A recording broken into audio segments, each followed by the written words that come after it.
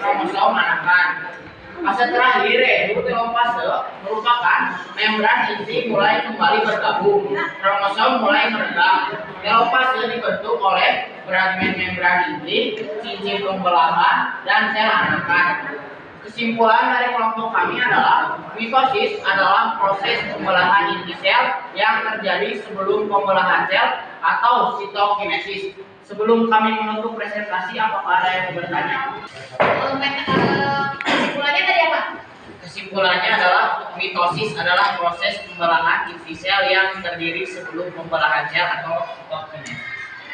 Sebelum pembelahan sel atau sitokinesis. Apakah sitokinesis tadi yang kamu katakan sebelum itu termasuk pembelahan mitosis atau bukan? Saya tidak mengerti dari yang diterangkan.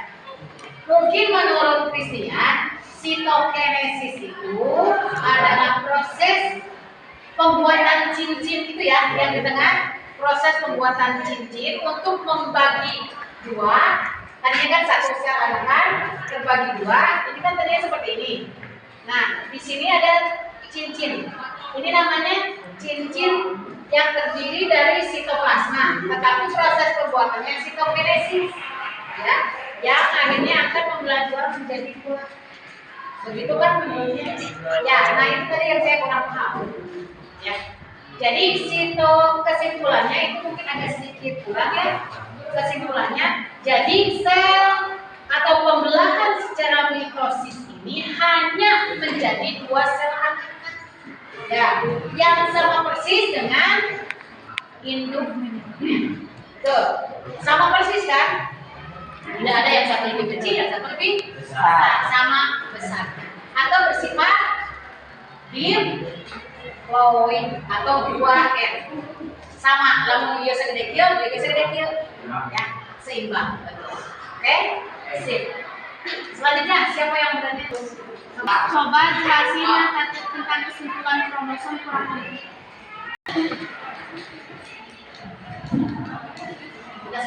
Membantu sobat.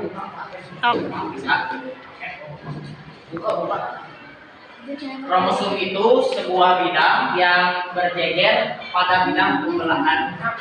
Itu yang dimaksud dengan kromosom. Yang berjejer. Yang berjajar pada bidang pembelahan.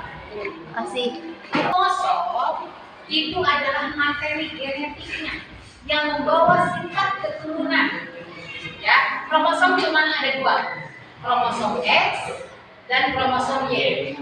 Kalau laki-laki berarti kromosomnya XY. Kalau perempuan berarti XX. Jadi kromosom X ya, kromosom itu adalah materi yang membawa sifat keturunan atau gen. Oke, sip. Jelasin lagi yang tentang anak fase. Anak fase dari kromatik saudara dari setiap bisa kutub-kutub yang berlawanan. Pada akhir anak fase kedua kutub yang memiliki kromosom dan jumlahnya sama. Adalah fase ketiga, ya. Berarti terdiri dari dua kutub, ya, dua kutub. Nah, si kromosom itu bergerak menunjukkan kromosom misalnya X, akan terbelah begini, X. Yang satu ke yang ini, yang satu ke yang ini. Ngerti. Apa yang dimaksud dengan membran inti? Membran inti dibagi menjadi dua, membran nukleus dan nukleus menghilang. Kromosom bagian penting dari inti sel yang membawa sifat keturunan. Membran inti mulai rusak menjadi bagian-bagian kecil atau disebut fragmen. Disebut dengan membran inti. Kan kita tahu bahwa sel itu terdiri dari selnya sendiri dan di dalamnya ada inti sel.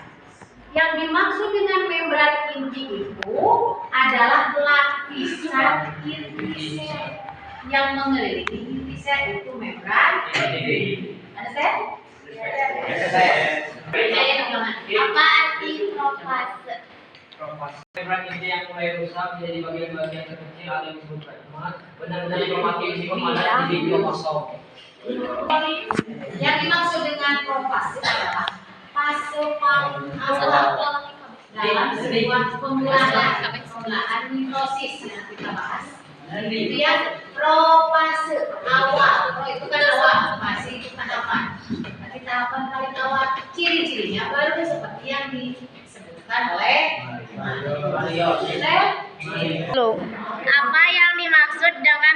kromosom. Nih, yang paling sisi di bagian metafase. Gua kepake itu. Gua kepake gua lagi. Ada jangan banyak sentrosom ya. Ada pada kromosom. Ya. Kromosom kan ada yang berbentuk X, ada yang berbentuk Y.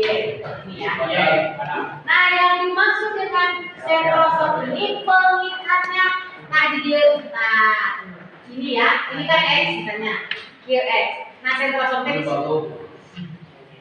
Jadi sentrosom itu adalah pengikat dari kromosom. Pengikat dari kromosom. Oke, sip. Mitosis ini kenapa tidak terjadi pada sel kelamin?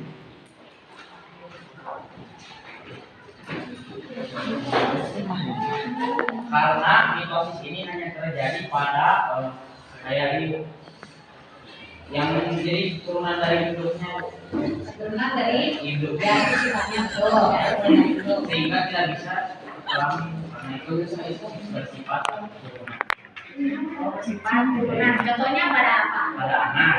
Pada anak, misalkan bapaknya keriting, malamnya rambutnya lurus, pasti anaknya ngikut bapak.